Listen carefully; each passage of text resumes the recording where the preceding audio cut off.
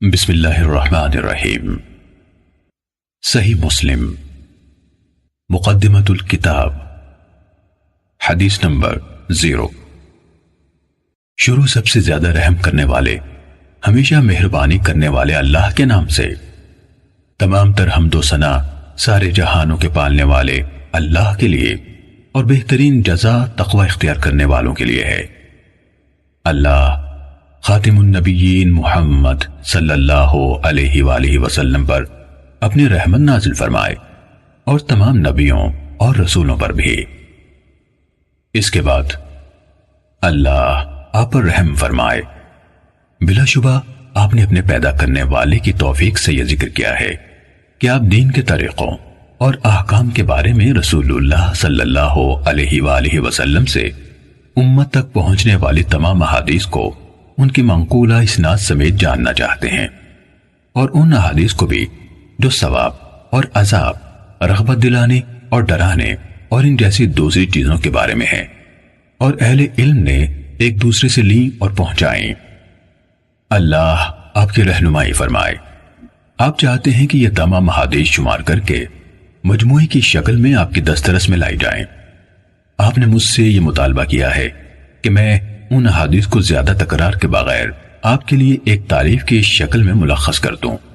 کیونکہ آپ سمجھتے ہیں کہ یہ تکرار ان احادیث کو اچھی طرح سمجھنے اور ان سے استنباط کرنے میں آپ کے لیے رکاوٹ کا باعث بنے گا، جو کہ آپ کا اصل مقصد ہے۔ اللہ آپ کو عزت دے۔ آپ نے جس چیز کا مجھ سے مطالبہ کیا ہے، جب میں نے اس کے اور اس سے حاصل ہونے والے ثمرات کے بارے میں غور و فکر کی طرف رجوع کیا تو مجھے یقین ہو گیا کہ انشاءاللہ اس کے نتائج قابل تعریف اور فوائد یقینی ہوں گے۔ اور جب آپ نے مجھ سے اس کام کی زحمت اٹھانے کا مطالبہ کیا تو مجھے یقین ہو گیا کہ اگر مجھے اس کی توفیق ملے اور اللہ کی طرف سے اس کے مکمل ہونے کا فیصلہ ہوا تو پہلا شخص جسے دوسرے لوگوں سے قبل اس سے خاص طور پر فائدہ ہوگا وہ میں خود ہوں گا۔ اس کی وجوہات اتنی زیادہ ہیں کہ ان کا ذکر طوالت کا باعث ہوگا۔ البتہ اس کا خلاصہ یہ ہے کہ ان خصوصیات کے حامل کم احادیث کو محفوظ رکھنا اور ان میں اچھی طرح مہارت حاصل کرنا انسان کے لیے کثیر احادیث کو سنبھالنے کی نسبت زیادہ آسان ہے، خصوصاً عوام میں سے ایک ایسے شخص کے لیے جو اس وقت تک ان میں سے صحیح اور ضعیف کے بارے میں بھی امتیاز نہیں کر سکتا جب تک کوئی دوسرا اسے اس فرق سے آگاہ نہ کرے۔ جب معاملہ اسی طرح ہے جیسے ہم نے بیان کیا تو کم تعداد میں صحیح احادیث چن لینا کثیر تعداد میں ضعیف احادیث کو جمع کرنے سے کہیں بہتر ہے۔ یہ بات اپنی جگہ درست ہے کہ بہت سی احادیث کو اکٹھا کرنے اور مقرر احادیث کو جمع کرنے کے بھی کچھ فوائد ہیں، خصوصاً ان لوگوں کے لیے جنہیں اس علم میں کسی قدر شعور اور اسباب و علت کی معرفت سے نوازا گیا ہے۔ اللہ کی مشیت سے ایسا انسان ان خصوصیات کی وجہ سے جو اسے عطا کی گئی ہیں کثیر احادیث کے مجموعے سے فائدہ حاصل کر سکتا ہے،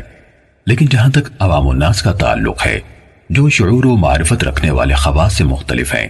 وہ کم احادیث کی معرفت سے بھی عاجز ہیں، تو ان کے لیے کثیر احادیث کے حصول میں کوئی فائدہ نہیں۔ پھر آپ نے جس کتاب کا مطالبہ کیا، ہم انشاءاللہ اس التزام کے ساتھ اس کی تخریج مختلف پہلوؤں سے اس کی وضاحت اور تالیف کا آغاز کرتے ہیں، جس کا میں آپ کے سامنے ذکر کرنے لگا ہوں، اور وہ یہ ہے کہ ہم ان تمام احادیث کو لیں گے جو سندن نبی اکرم صلی اللہ علیہ وآلہ وسلم سے بیان کی گئی، اور تکرار کے بغیر انہیں 3 اقسام اور بیان کرنے والے لوگوں کے 3 طبقوں کے مطابق تقسیم کریں گے، الا یہ کہ کوئی ایسا مقام آ جائے جہاں کسی حدیث کو دوبارہ ذکر کیے بغیر چارہ نہ ہو، مثلا اس میں کوئی معنی زیادہ ہو یا کوئی سند ایسی ہو جو کسی علت یا سبب کے بنا پر دوسری سند کے پہلو بپہلو آئی ہو، کیونکہ حدیث میں ایک زائد معنی جس کی ضرورت ہو ایک مکمل حدیث کے قائم مقام ہوتا ہے۔ اس لیے ایسی حدیث کو جس میں ہمارا بیان کردہ کوئی معنوی اضافہ پایا جاتا ہے دوبارہ لائے بغیر چارہ نہیں، یا جب ممکن ہوا تو ہم اس معنی کو اختصار کے ساتھ پوری حدیث سے الگ کر کے بیان کر دیں گے، لیکن بسا اوقات اسے پوری حدیث سے الگ کرنا مشکل ہوتا ہے، اور جب اس کی گنجائش نہ ہو تو اسے اصل شکل میں دوبارہ بیان کرنا زیادہ محفوظ ہوتا ہے۔ البتہ جہاں ہمارے لیے اسے مکمل طور پر دہرانے سے بچنا ممکن ہوگا اور کامل شکل میں ہمیں اس کی ضرورت نہ ہوگی تو ہم انشاءاللہ اس سے اجتناب کریں گے۔ جہاں تک پہلی قسم کا تعلق ہے، اس میں ہم یہ کوشش کریں گے کہ انہی احادیث کو ترجیح دیں جو دوسری احادیث کی نسبت فنی خامیوں سے زیادہ محفوظ اور زیادہ پاک ہوں، یعنی ان کے ناقلین یعنی راوی نقل حدیث میں صحت اور ثقاحت رکھنے والے ہوں، ان کی روایت میں شدید اختلاف پایا جائے، نہ الفاظ و معنی کو بہت برے طریقے سے غلط ملت کیا گیا ہو جس طرح کہ بہت سے حدیث بیان کرنے والوں میں پایا گیا ہے، اور ان کی روایت میں یہ چیز واضح ہو چکی ہے۔ جب ہم اس قسم کے ثقہ لوگوں سے مرویات کا احاطہ کر لیں گے تو بعد ازیں ایسی روایات لائیں گے جن کی سندوں میں کوئی ایسے راوی موجود ہوں گے جو طبقہ اولا جیسے راویوں کے حفظ و اتقان سے متصف نہیں، لیکن وہ بھی انہی میں سے ہیں، چاہے ان صفات میں ان سے ذرا کم ہے جن کو ان سے مقدم رکھا گیا ہے، لیکن عفت، صدق اور علم سے شغف رکھنے جیسی صفات ان میں عام ہوں، جس طرح عطا بن صائب، یزید بن ابی زیاد، لیث بن ابی سلیم اور ان کی طرح کے دیگر حاملین آثار اور ناقلین اخبار ہیں۔ یہ حضرات اگرچہ اہل علم کے ہاں علم اور عفت جیسی صفات میں معروف ہیں، لیکن ان کے ہم عصر لوگوں میں سے بعض دیگر حضرات ایسے ہیں جو اتقان اور روایت کی صحت کے معاملے میں اپنے مقام اور مرتبے کے اعتبار سے ان سے افضل ہیں۔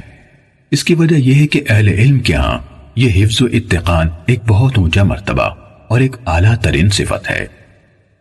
آپ دیکھتے نہیں کہ ان تینوں حضرات یعنی عطا، یزید اور لیث جن کا ہم نے ابھی نام لیا،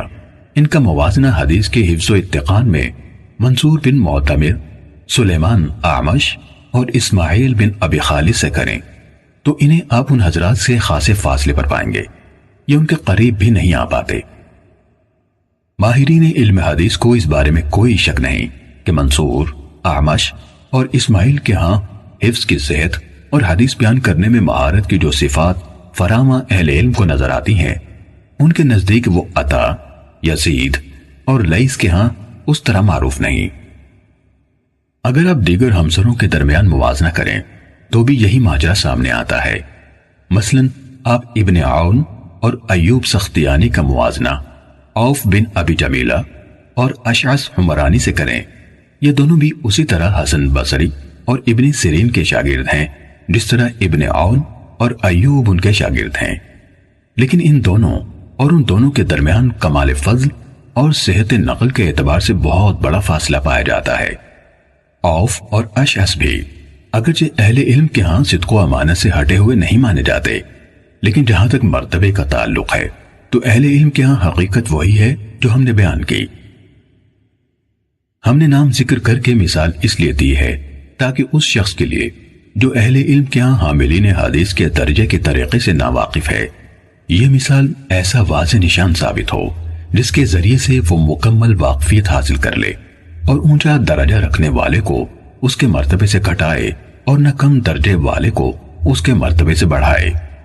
ہر ایک کو اس کا حق دے اور اس کے مرتبے پر رکھے۔ حضرت عائشہ صدیقہ رضی اللہ تعالیٰ عنہ سے روایت بیان کی گئی،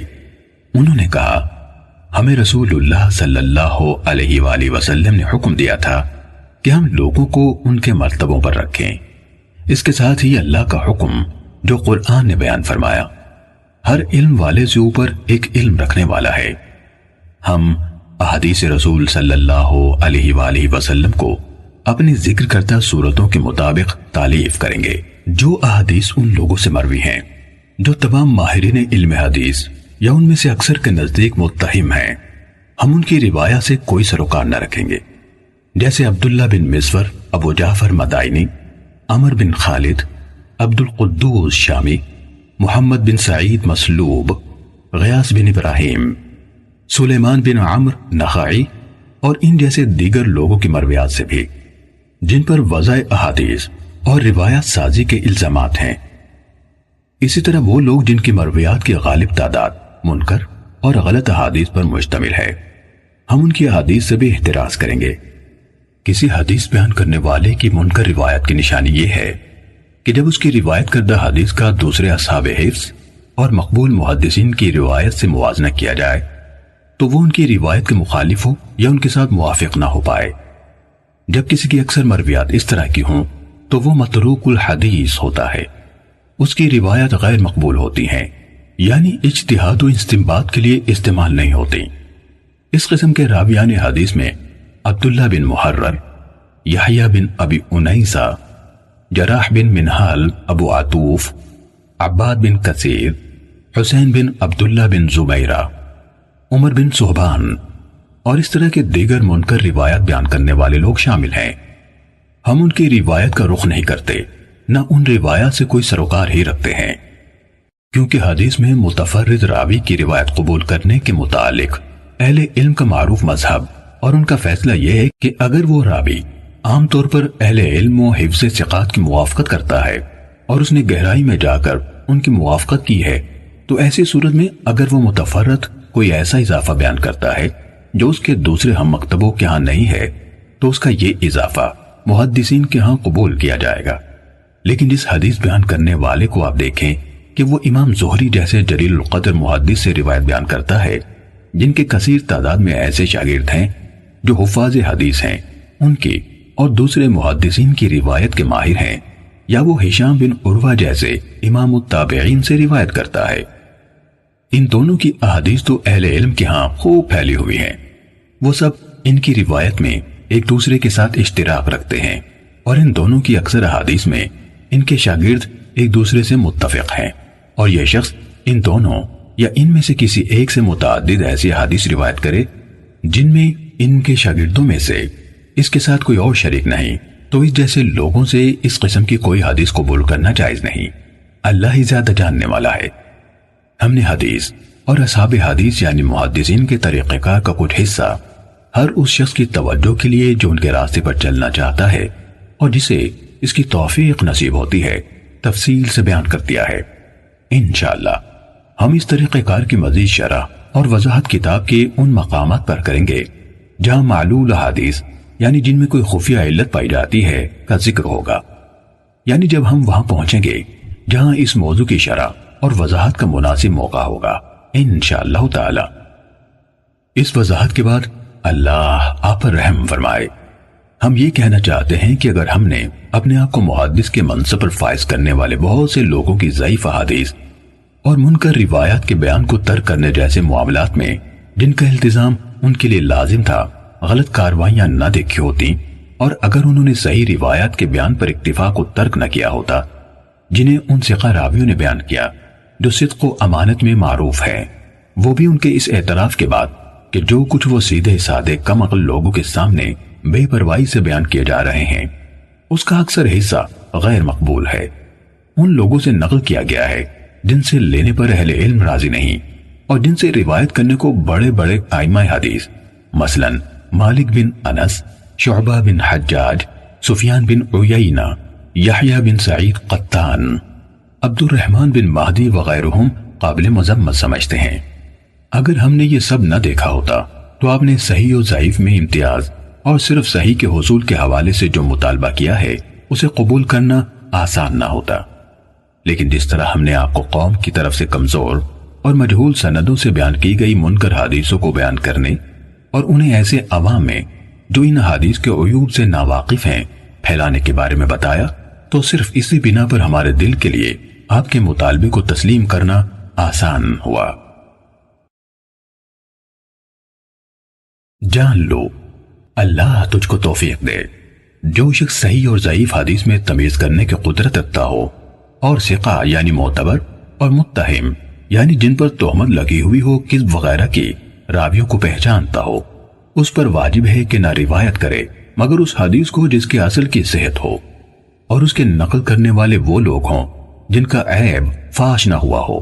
اور بچے ان لوگوں کی روایت سے جن پر تہمت لگائی ہے یا جو اناد رکھتے ہیں اہل بدعت میں سے۔ اور دلیل اس پر جو ہم نے کہا یہ ہے کہ اللہ جل جلالہ نے فرمایا، اے ایمان والو اگر تمہارے پاس کوئی فاسق خبر لے کر آئے تو تحقیق کر لیا کرو، ایسا نہ ہو کہ جا پڑو کسی قوم پر نادانی سے پھر کل کو پچھتاؤ اپنے کیے ہوئے پر۔ دوسرے یہ کہ اللہ تعالیٰ نے فرمایا، اور گواہ کرو 2 مردوں کو یا 1 مرد اور 2 عورتوں کو جن کو تم پسند کرتے ہو گواہی کے لیے، یعنی جو سچے اور نیک معلوم ہو۔ اور فرمایا اللہ تعالیٰ نے گواہ کرو دو شخصوں کو جو عادل ہوں۔ تو ان آیتوں سے معلوم ہوا کہ فاسق کی بات بے اعتبار ہے، اور اسی طرح حدیث شریف سے یہ بھی بات معلوم ہوتی ہے کہ منکر روایت کا بیان کرنا جس کے غلط ہونے کا احتمال ہو درست نہیں، جیسے قرآن سے معلوم ہوتا ہے، اور وہ حدیث وہی ہے جو رسول اللہ صلی اللہ علیہ وسلم سے بشہرت منقول ہے کہ فرمایا آپ صلی اللہ علیہ وسلم نے، جو شخص مجھ سے حدیث نقل کرے اور وہ خیال کرتا ہو کہ یہ جھوٹ ہے تو وہ خود جھوٹا ہے۔ امام مسلم رحمت اللہ علیہ نے اپنی اسناد سے روایت کیا، سیدنا سمرہ بن جندب رضی اللہ عنہ اور سیدنا مغیرہ بن شعبہ رضی اللہ عنہ سے کہ رسول اللہ صلی اللہ علیہ وسلم نے فرمایا، یعنی وہی حدیث جو اوپر گزری کہ جو شخص مجھ سے حدیث نقل کرے اور وہ سمجھتا ہو کہ یہ جھوٹ ہے تو وہ خود جھوٹا ہے۔ صحیح مسلم حدیث نمبر 1۔ ابو بکر بن ابی شیبہ نیز محمد بن مثنی اور ابن بشار نے کہا، ہم سے محمد بن جعفر یعنی غندر نے شعبہ سے حدیث بیان کی، انہوں نے منصور سے، انہوں نے ربعی بن حراج سے روایت کی کہ انہوں نے حضرت علی رضی اللہ عنہ سے سنا، جب وہ خطبہ دے رہے تھے کہا، رسول اللہ صلی اللہ علیہ وآلہ وسلم نے فرمایا، مجھ پر جھوٹ نہ بولو، بلا شبہ جس نے مجھ پر جھوٹ بولا وہ جہنم میں داخل ہوگا۔ صحیح مسلم حدیث نمبر 2۔ حضرت انس بن مالک رضی اللہ عنہ سے روایت ہے، کہا، مجھے تمہارے سامنے زیادہ احادیث بیان کرنے سے یہ بات روکتی ہے کہ رسول اللہ صلی اللہ علیہ وآلہ وسلم نے فرمایا، جس نے عمدن مجھ پر جھوٹ بولا وہ آگ میں اپنا ٹھکانہ بنا لے۔ صحیح مسلم حدیث نمبر 3۔ حضرت ابو ہریرہ رضی اللہ عنہ سے روایت ہے، کہا، رسول اللہ صلی اللہ علیہ وآلہ وسلم نے فرمایا، جس نے عمدن مجھ پر جھوٹ بولا وہ آگ میں اپنا ٹھکانہ بنا لے۔ صحیح مسلم حدیث نمبر 4۔ سعید بن عبید نے کہا، ہمیں علی بن ربیہ والبی نے حدیث بیان کی، کہا، میں مسجد میں آیا اور اس وقت حضرت مغیرہ بن شعبہ رضی اللہ عنہ کوفہ کے امیر یعنی گورنر تھے۔ مغیرہ نے کہا، میں نے رسول اللہ صلی اللہ علیہ وآلہ وسلم سے سنا، آپ فرما رہے تھے، مجھ پر جھوٹ بولنا اس طرح نہیں جیسے میرے علاوہ کسی ایک عام آدمی پر جھوٹ بولنا ہے، جس نے جان بوجھ کر مجھ پر جھوٹ بولا وہ جہنم میں اپنا ٹھکانہ بنا لے۔ صحیح مسلم حدیث نمبر 5۔ محمد بن قیس اسدی نے علی بن ربیہ اسدی سے، انہوں نے حضرت مغیرہ بن شعبہ رضی اللہ عنہ سے، انہوں نے نبی صلی اللہ علیہ وآلہ وسلم سے اسی طرح روایت کی، لیکن بلا شبہ مجھ پر جھوٹ بولنا اس طرح نہیں جیسے کسی ایک عام آدمی پر جھوٹ بولنا ہے کا جملہ بیان نہیں کیا۔ صحیح مسلم حدیث نمبر 6۔ عبید اللہ بن معاذ بن عنبری اور عبد الرحمن بن مہدی دونوں نے کہا، ہم سے شعبہ نے بیان کیا، انہوں نے خبیب بن عبد الرحمن سے، انہوں نے حفص بن عاصم سے روایت کی، کہا، رسول اللہ صلی اللہ علیہ وآلہ وسلم نے فرمایا، آدمی کے جھوٹا ہونے کے لیے یہی کافی ہے کہ وہ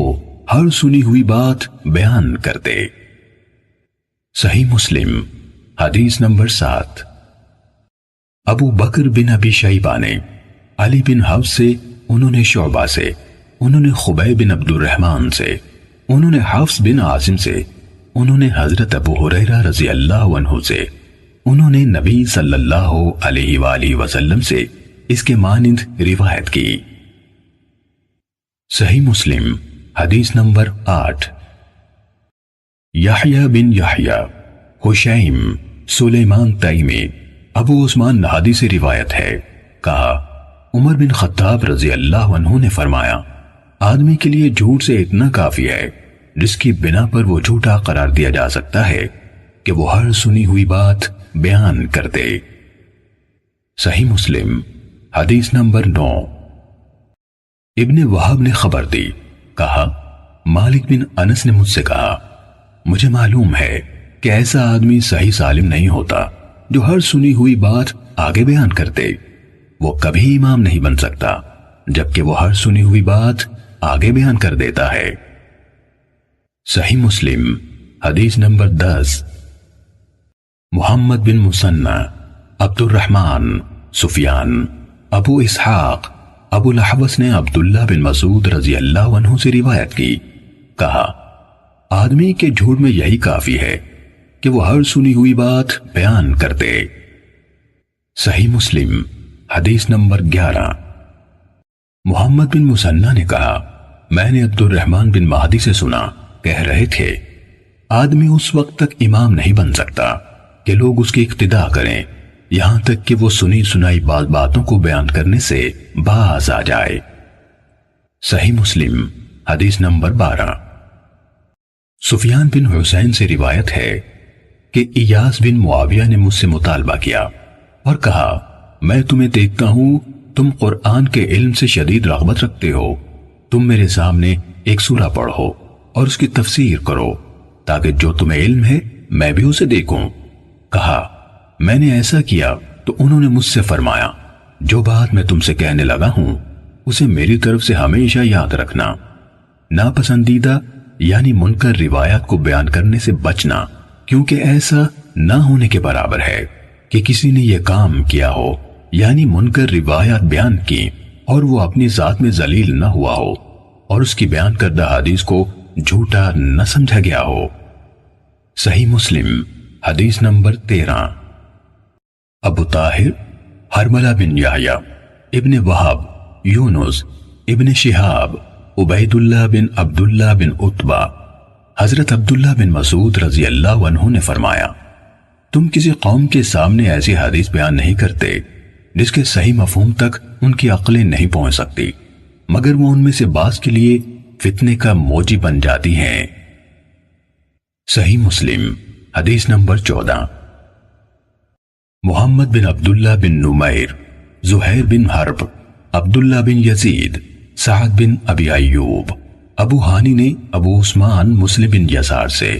انہوں نے ابو ہریرہ رضی اللہ عنہ سے، انہوں نے رسول اللہ صلی اللہ علیہ وآلہ وسلم سے روایت کی کہ آپ نے فرمایا میری امت کے آخری زمانے میں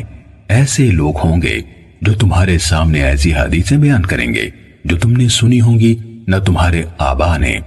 تم اس قماج کے لوگوں سے دور رہنا۔ صحیح مسلم حدیث نمبر 15۔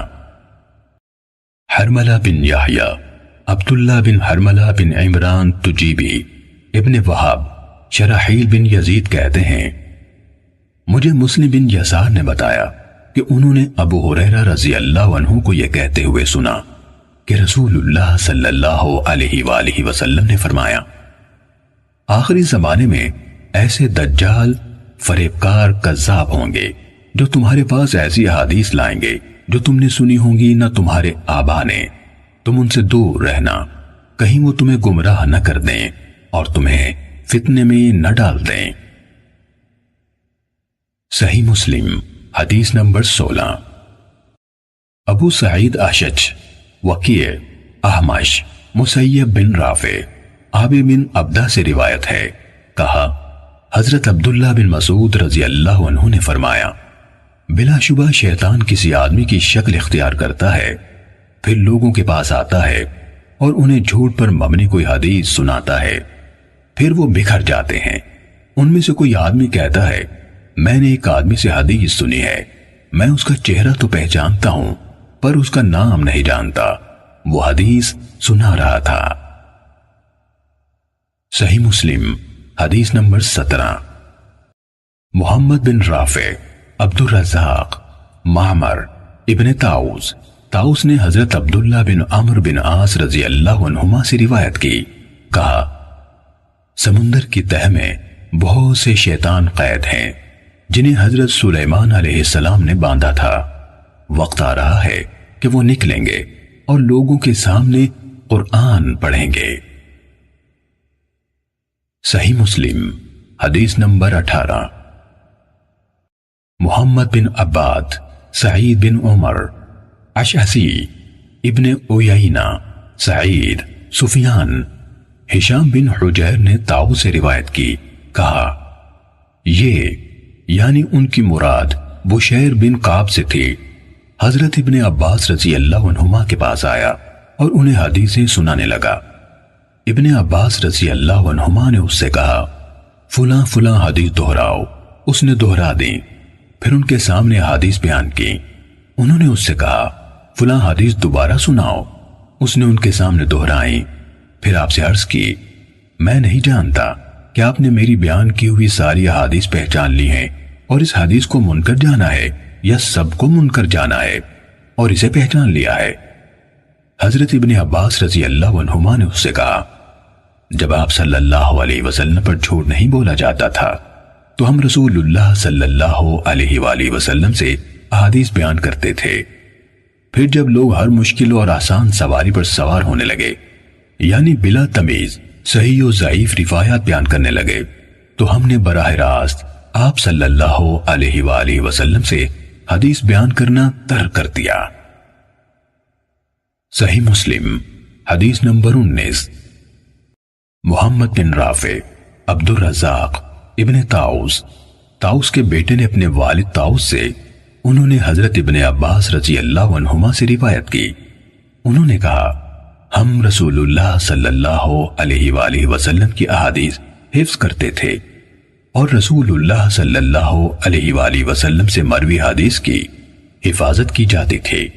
مگر جب سے تم لوگوں نے بغیر تمیز کے ہر مشکل اور آسان پر سواری شروع کر دی تو یہ معاملہ دور ہو گیا، یعنی یہ بعید ہو گیا کہ ہماری طرح کے محتاط لوگ اس طرح بیان کردہ احادیث کو قبول کریں پھر یاد رکھیں۔ صحیح مسلم حدیث نمبر 20۔ مجاہد سے روایت ہے کہ بشیر بن کعب ادوی حضرت عبداللہ بن عباس رضی اللہ عنہما کے پاس آیا اور اس نے احادیث بیان کرتے ہوئے کہنا شروع کر دیا رسول اللہ صلی اللہ علیہ وسلم نے فرمایا، رسول اللہ صلی اللہ علیہ وآلہ وسلم نے فرمایا۔ حضرت ابن عباس رضی اللہ عنہما نے یہ رویہ رکھا کہ نہ اس کو دھیان سے سنتے تھے نہ اس کی طرف دیکھتے تھے۔ وہ کہنے لگا اے ابن عباس، میرے ساتھ کیا معاملہ ہے؟ مجھے نظر نہیں آتا کہ آپ میری بیان کردہ حدیث سن رہے ہیں۔ میں آپ کو رسول اللہ صلی اللہ علیہ وآلہ وسلم سے حدیث سنا رہا ہوں اور آپ سنتے ہی نہیں۔ حضرت ابن عباس رضی اللہ عنہ نے فرمایا ایک وقت ایسا تھا کہ جب ہم کسی کو یہ کہتے سنتے رسول اللہ صلی اللہ علیہ وسلم نے فرمایا تو ہماری نظریں فوراً اس کی طرف اڑ جاتی اور ہم کان لگا کر غور سے اس کی بات سنتے۔ پھر جب لوگوں نے بلا تمیز ہر مشکل اور آسان پر سواری شروع کر دی تو ہم نے لوگوں سے کوئی حدیث قبول نہ کی سوائے اس حدیث کے جسے ہم جانتے تھے۔ صحیح مسلم حدیث نمبر 21۔ ابن ابی ملائکہ سے روایت ہے، کہا میں نے حضرت عبداللہ بن عباس رضی اللہ عنہما کی طرف لکھا اور ان سے درخواست کی کہ وہ میرے لیے ایک کتاب لکھیں اور جن باتوں کی صحت میں مقال ہو یا جو نہ لکھنے کی ہوں وہ باتیں مجھ سے چھپا لیں۔ انہوں نے فرمایا لڑکا خالص احادیث کا طلبکار ہے، میں اس کے لیے حدیث سے متعلق تمام معاملات میں صحیح کا انتخاب کروں گا اور موضوع اور گھڑی ہوئی حدیث کو ہٹا دوں گا۔ کہا انہوں نے حضرت علی رضی اللہ عنہ کے فیصلے منگوائے اور ان میں سے چیزیں لکھنی شروع کی، اور یہ ہوا کہ کوئی چیز گزرتی تو فرماتے بخدا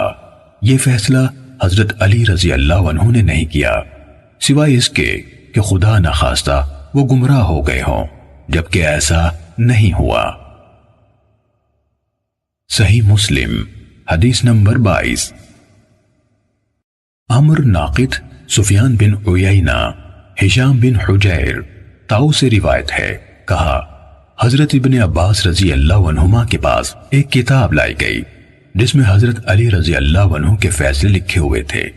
تو انہوں نے اس قدر چھوڑ کر باقی سب کچھ مٹا دیا اور سفیان بن عیینہ نے ہاتھ جتنی لمبائی کا اشارہ کیا۔ صحیح مسلم حدیث نمبر 23۔ حسن بن علی حلوانی، یحییٰ بن آدم،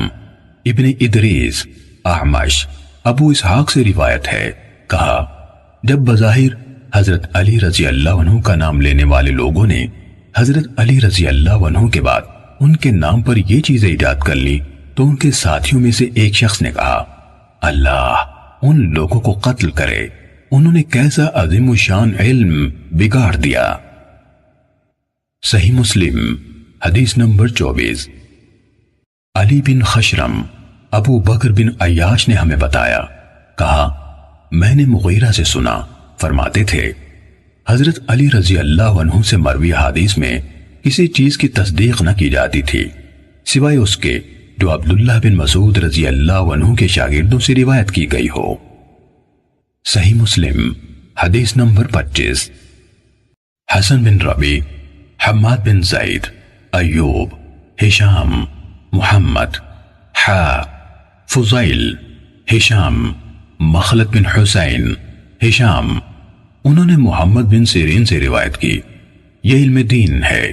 اس لیے اچھی طرح دیکھ لو کہ تم کن لوگوں سے اپنا دین اخذ کرتے ہو۔ صحیح مسلم حدیث نمبر 26۔ عاصم احول نے ابن سیرین سے روایت کی، کہا ابتدائی دور میں عالمان حدیث اسناد کے بارے میں کوئی سوال نہ کرتے تھے، جب فتنہ پڑ گیا تو انہوں نے کہا ہمارے سامنے اپنے رجال حدیث کے نام لو تاکہ اہل سنت کو دیکھ کر ان سے حدیث لی جائے اور اہل بدعت کو دیکھ کر ان کی حدیث قبول نہ کی جائے۔ صحیح مسلم حدیث نمبر 27۔ اوزاعی نے سلیمان بن موسیٰ سے روایت کی، انہوں نے کہا میں طاؤس رحمہ اللہ سے ملا اور ان سے کہا مجھے فلاں شخص نے اس طرح حدیث سنائی، انہوں نے کہا اگر تمہارے صاحب یعنی استاد پوری طرح قابل اعتماد ہیں تو ان سے اخذ کر لو۔ صحیح مسلم حدیث نمبر 28۔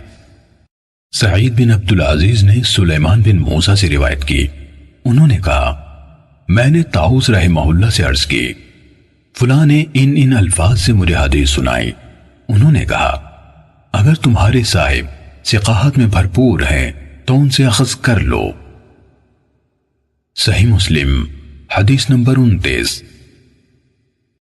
عبد الرحمن بن ابی زناد نے اپنے والد سے روایت کی، کہا میں مدینے میں 100 اہل علم سے ملا جو دین میں تو محفوظ و معمون تھے لیکن ان سے حدیث اخذ نہیں کی جاتی تھی، کہا جاتا تھا یہ اس علم کے اہل نہیں۔ صحیح مسلم حدیث نمبر 30۔ مسعر سے روایت ہے، کہا میں نے سعد بن ابراہیم بن عبد الرحمن بن عوف سے سنا، کہہ رہے تھے ثقہ راویوں کے علاوہ اور کوئی شخص رسول اللہ صلی اللہ علیہ وآلہ وسلم سے حدیث بیان نہ کرے۔ صحیح مسلم حدیث نمبر 31۔ محمد بن عبداللہ بن قہزاز نے جو مرو کے باشندوں میں سے ہیں کہا میں نے عبدان بن عثمان سے سنا، کہہ رہے تھے میں نے عبداللہ بن مبارک رضی اللہ عنہ کو یہ کہتے ہوئے سنا اسناد یعنی سلسلہ سند سے حدیث روایت کرنا دین میں سے ہے، اگر اسناد نہ ہوتا تو جو کوئی جو کچھ چاہتا کہہ دیتا۔ امام مسلم رحمہ اللہ نے کہا اور محمد بن عبداللہ نے کہا مجھے عباس بن ابی رزمہ نے حدیث سنائی، کہا میں نے عبداللہ بن مبارک کو یہ کہتے ہوئے سنا ہمارے اور لوگوں کے درمیان فیصلہ کن چیز بیان کی جانے والی خبروں کے پاؤں یعنی سندیں ہیں جن پر روایات اس طرح کھڑی ہوتی ہیں جس طرح جاندار اپنے پاؤں پر کھڑے ہوتے ہیں۔ محمد بن عبداللہ بن قہزاز نے کہا میں نے ابو اسحاق ابراہیم بن عیسیٰ طالقانی سے سنا، کہا میں نے عبداللہ بن مبارک سے کہا ابو عبد الرحمن وہ حدیث کیسی ہے جو ان الفاظ میں آئی ہے نیکی کے بعد دوسری نیکی یہ ہے کہ تم اپنی نماز کے ساتھ اپنے والدین کے لیے نماز پڑھو اور اپنے روزوں کے ساتھ اپنے والدین کے لیے روزے رکھو۔ کہا عبداللہ بن مبارک نے کہا یہ کس کی سند سے ہے؟ کہا میں نے عرض کی یہ شہاب بن خراش کی بیان کردہ حدیث ہے، انہوں نے کہا ثقہ ہے۔ پھر کس سے؟ کہا میں نے عرض کی حجاج بن دینار سے، کہا ثقہ ہے۔ پھر کس سے؟ کہا میں نے عرض کی رسول اللہ صلی اللہ علیہ وآلہ وسلم نے فرمایا، کہنے لگے، ابو اسحاق، حجاج بن دینار اور رسول اللہ صلی اللہ علیہ وسلم کے درمیان کٹھن مسافتیں ہیں جن کو عبور کرتے ہوئے اونٹنیوں کی گردنیں کٹ کر گر جاتی ہیں، لیکن صدقہ میت کے لیے فائدہ مند ہے، اس کے بارے میں کوئی اختلاف نہیں۔ محمد نے کہا، میں نے علی بن شقیق سے سنا، کہہ رہے تھے، میں نے عبداللہ بن مبارک کو سب کے سامنے یہ کہتے سنا، عمر بن ثابت کی روایت کی ہوئی حدیث ترک کر دو، کیونکہ وہ سلف صالحین کو گالیاں دیا کرتا تھا۔ صحیح مسلم حدیث نمبر 32۔ ابو نضر ہاشم بن قاسم نے حدیث بیان کی، کہا، ہم سے بحیہ کے مولا ابو عقیل یحییٰ بن متوکل نے حدیث بیان کی، کہا، میں قاسم بن عبیداللہ بن عبداللہ بن عمر، جن کی والدہ ام عبداللہ بنت قاسم بن محمد بن ابی بکر تھیں، اور یحییٰ بن سعید کے پاس بیٹھا ہوا تھا کہ یحییٰ نے قاسم بن عبیداللہ سے کہا، جناب ابو محمد، آپ جیسی شخصیت کے لیے یہ عیب ہے، بہت بڑی بات ہے کہ آپ سے اس دین کے کسی معاملے کے بارے میں کچھ پوچھا جائے اور آپ کے پاس اس کے حوالے سے نہ علم ہو نہ کوئی حل، یا یہ الفاظ کہے، نہ علم ہو نہ نگلنے کی کوئی راہ۔ تو قاسم نے ان سے کہا، کس وجہ سے؟ یحییٰ نے کہا، کیونکہ آپ ہدایت کے دو اماموں ابو بکر اور عمر کے فرزند ہیں۔ کہا، قاسم مجھ سے کہنے لگے، جس شخص کو اللہ کی طرف سے عقل ملی ہو، اس کے نزدیک اس سے بھی بدتر بات یہ ہے کہ میں علم کے بغیر کچھ کہہ دوں یا اس سے روایت کروں جو ثقہ نہ ہو۔ یہ سن کر یحییٰ خاموش ہو گئے اور انہیں کوئی جواب نہیں دیا۔ صحیح مسلم حدیث نمبر 33۔ بشر بن حکم عبدی نے مجھ سے بیان کیا، کہا، میں نے سفیان بن عیینہ سے سنا، کہہ رہے تھے، مجھ سے بہت سے لوگوں نے بحیہ کے مولا ابو عقیل سے سن کر روایت کی کہ کچھ لوگوں نے حضرت عبداللہ بن عمر رضی اللہ عنہما کے ایک بیٹے سے کوئی بات پوچھی جس کے بارے میں ان کے علم میں کچھ نہ تھا، تو یحییٰ بن سعید نے ان سے کہا، میں اس کو بہت بڑی بات سمجھتا ہوں کہ آپ جیسے انسان سے، جبکہ آپ ہدایت کے دو اماموں یعنی عمر اور ابن عمر رضی اللہ عنہما کے بیٹے ہیں، کوئی بات پوچھی جائے اور اس کے بارے میں آپ کو کچھ علم نہ ہو۔ انہوں نے کہا، بخدا، اللہ کے نزدیک اور اس شخص کے نزدیک جسے اللہ نے عقل دی، اس سے بھی بڑی بات یہ ہے کہ میں علم کے بغیر کچھ کہوں یا کسی ایسے شخص سے روایت کروں جو ثقہ نہیں۔ سفیان نے کہا، ابو عقیل یحییٰ بن متوکل بھی ان کے پاس موجود تھے جب انہوں نے یہ بات کی۔ صحیح مسلم حدیث نمبر 34۔ یحییٰ بن سعید نے کہا، میں نے سفیان ثوری، شعبہ، مالک اور ابن عیینہ سے ایسے آدمی کے بارے میں پوچھا جو حدیث میں پوری طرح قابل اعتماد یعنی ثقہ نہ ہو۔ پھر کوئی آدمی آئے اور مجھ سے اس کے بارے میں سوال کرے تو ان سب نے کہا، اس کے بارے میں بتا دو کہ وہ پوری طرح قابل اعتماد نہیں ہے۔ صحیح مسلم حدیث نمبر 35۔ نظر کہتے ہیں کہ ابن عون سے شہر بن حوشب کی حدیث کے بارے میں سوال کیا گیا۔ اس وقت وہ اپنی دہلیز پر کھڑے تھے۔ وہ کہنے لگے، انہوں یعنی محدثین نے یقیناً شہر کو مطعون ٹھہرایا ہے، انہوں نے شہر کو مطعون ٹھہرایا ہے۔ امام مسلم رضی اللہ عنہ نے کہا، لوگوں کی زبانوں نے انہیں نشانہ بنایا، ان کے بارے میں باتیں کی۔ صحیح مسلم حدیث نمبر 36۔ ہمیں شبابہ نے بتایا، کہا، شعبہ نے کہا، میں شہر سے ملا لیکن روایت حدیث کے حوالے سے میں نے انہیں اہمیت نہ دی۔ صحیح مسلم حدیث نمبر 37۔ عبداللہ بن مبارک نے کہا، میں نے سفیان ثوری سے عرض کیا، بلا شبہ عباد بن کثیر ایسا ہے جس کا حال آپ کو معلوم ہے، جب وہ حدیث بیان کرتا ہے تو بڑی بات کرتا ہے، کیا آپ کی رائے ہے کہ میں لوگوں سے کہہ دیا کروں کہ اس سے حدیث نہ لو؟ سفیان کہنے لگے، کیوں نہیں؟ عبداللہ نے کہا، پھر یہ میرا معمول ہو گیا کہ جب میں کسی علمی مجلس میں ہوتا جہاں عباد کا ذکر ہوتا تو میں دین کے حوالے سے اس کی تعریف کرتا اور ساتھ یہ بھی کہتا اس سے حدیث نہ لو۔ ہم سے محمد نے بیان کیا، کہا، ہم سے عبداللہ بن عثمان نے بیان کیا، کہا میرے والد نے کہا۔ عبداللہ بن مبارک نے کہا میں شعبہ تک پہنچا تو انہوں نے بھی کہا یہ عباد بن کثیر ہے، تم لوگ اس سے حدیث بیان کرنے میں احتیاط کرو۔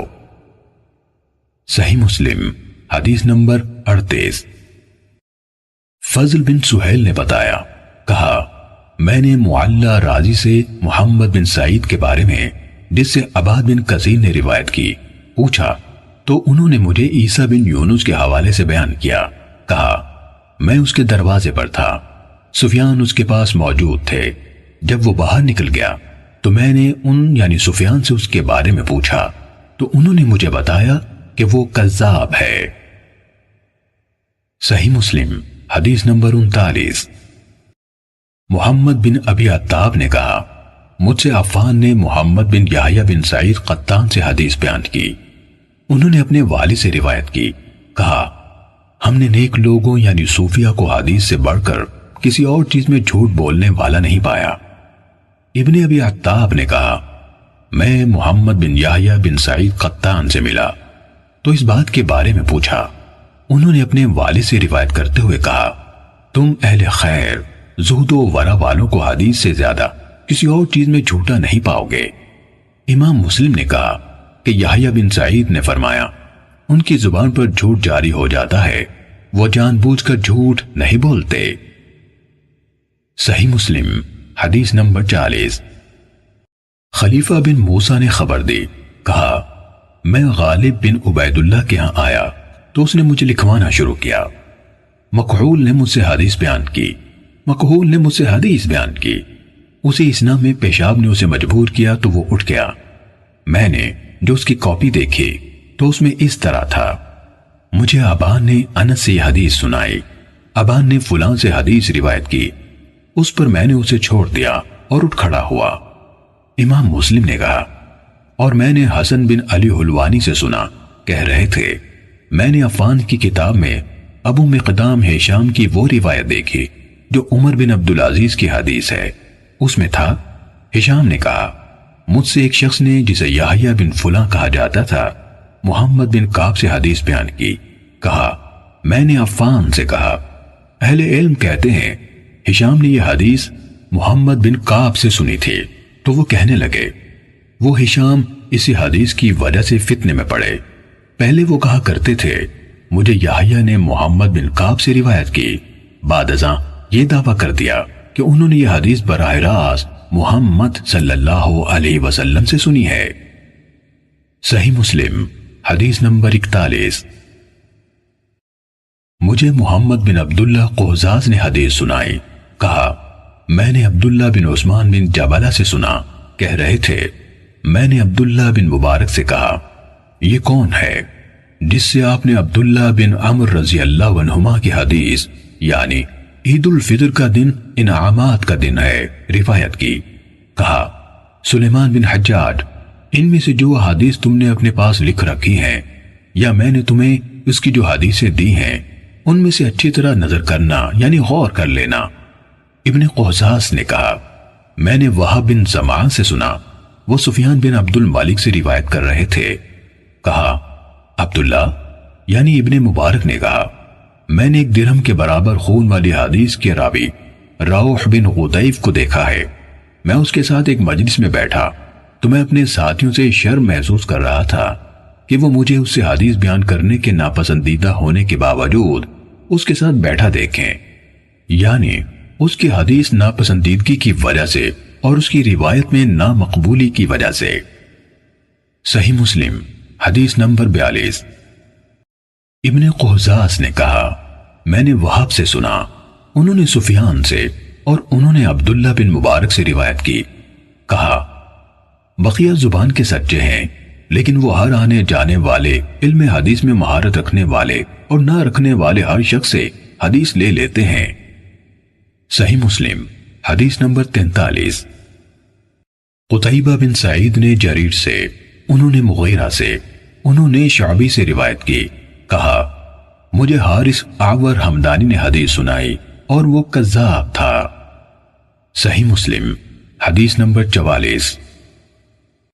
ابو عامر عبداللہ بن برات اشعری ابو اسامہ مفضل بن مغیرہ سے روایت کی، کہا میں نے شعبی کو کہتے ہوئے سنا، مجھ سے حارث آور نے روایت بیان کی، اور یہ کہ وہ گواہی دیتے ہیں کہ وہ یعنی حارث جھوٹوں میں سے ایک تھا۔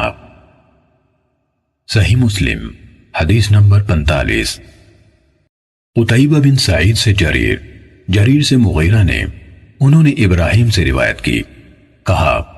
علقمہ نے کہا میں نے 2 سال میں قرآن پڑھا یعنی تدبر کرتے ہوئے ختم کیا، تو حارث نے کہا قرآن آسان ہے، وہی اس سے زیادہ مشکل ہے۔ صحیح مسلم حدیث نمبر 46۔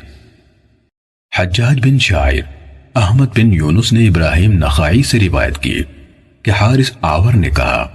میں نے قرآن 3 سال میں سیکھا، اور وہی 2 سال میں، یا کہا وہی 3 سال میں اور قرآن 2 سال میں۔ صحیح مسلم حدیث نمبر 47۔ منصور اور مغیرہ نے ابراہیم سے روایت کی کہ حارث متہم راوی ہے۔ صحیح مسلم حدیث نمبر 48۔ حمزہ زیاد سے روایت ہے، کہا مرہ حمدانی نے حارث سے کوئی بات سنی تو اس سے کہا تم دروازے ہی پر بیٹھو، اندر نہ آؤ۔ پھر وہ گھر میں داخل ہوئے اور اپنی تلوار اٹھا لی تو حارث نے برا انجام محسوس کر لیا اور چل دیا۔ صحیح مسلم حدیث نمبر 49۔ عبداللہ بن عون سے روایت ہے، کہا ابراہیم نخعی نے ہم سے کہا تم لوگ مغیرہ بن سعید اور ابو عبد الرحیم سے بچ کر رہو، وہ کذاب ہیں۔ صحیح مسلم حدیث نمبر 50۔